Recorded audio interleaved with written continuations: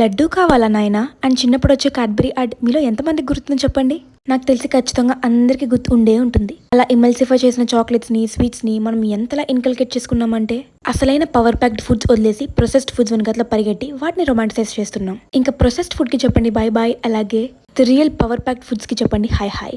And అలాగే ఈ రోజు నేను మీకు చెప్పబోయే లడ్డు అయితే ఒక లడ్డులో 3 బెనిఫిట్స్ ఉంటాయి. అదేం లడ్డు అండ్ అలాగే ఆ బెనిఫిట్స్ ఏంటో తెలుసుకోవాలంటే you have to keep watching. So hey, welcome back. ఈ రోజు నేను మీకు చెప్పబోయే లడ్డులో జస్ట్ 4 ఇంగ్రీడియంట్స్ ఉన్నాయి. ఇవే మెయిన్ ఇంగ్రీడియంట్స్. అలాగే ఈ ఒక లడ్డు వల్ల వచ్చి ఆ 3 మెయిన్ బెనిఫిట్స్ ఏంటో తెలుసా? ఎనర్జీకి ఉపయోగపడుతుంది, గ్లో ఇస్తుంది, అలాగే మంచి డైజెషన్ కూడా ఉంటుంది. అండ్ ఇంగ్రీడియంట్స్ వచ్చేసి చాలా సింపుల్. కొబ్బరి, అవిసె గింజలు, నువ్వులు, బెల్లం, అలాగే యాలకులు, అంతే.